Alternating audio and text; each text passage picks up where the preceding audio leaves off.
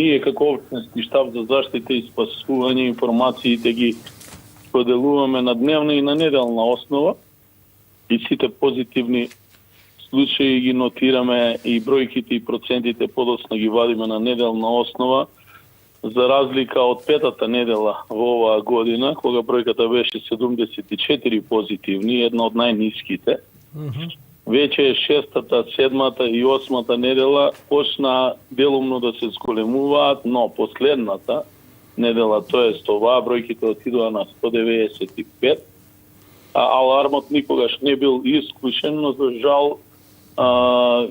и постапката за имунизација, која што дефинитивно е спора, но и првенствено опуштањето на граѓаните си ги покажува своите ефекти, вирусот се шири и ова е момент за аларм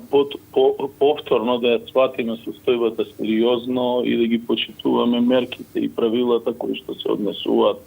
во делот на заштита и превенција од ширење на коронавируси. И апелирам до граѓаните да го прават тоа, да се придржуваат кон препораките. Инаку што се однесува до воведување на полицискиот час, ако се сеќавате минатата година, кога стана првиот случај во Куманово, ние бевме токму првите кои што баравме најрестриктивни мерки да се воведат со цел да се спречи епидемијата во самиот зачеток. Видите, решавање на една ваква кризна, вонредна здравствена состојба, имате два методи. Едниот метод е војнички, другиот метод е политички. Куманово сакаше да примени војнички метод со изолација на градот 14 плюс 14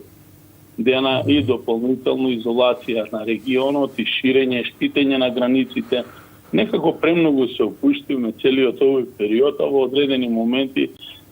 корона кризата се користише и за политика и ете, ги имаме резултатите, но ако ги следиме трендовите и во светот и во некои држави во окружувањето, бројките се слични, што значи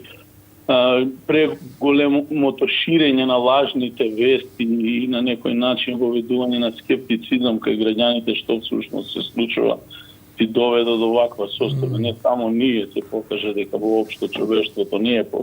подготвено за едни вакви крупни предизвици. Но како и да е,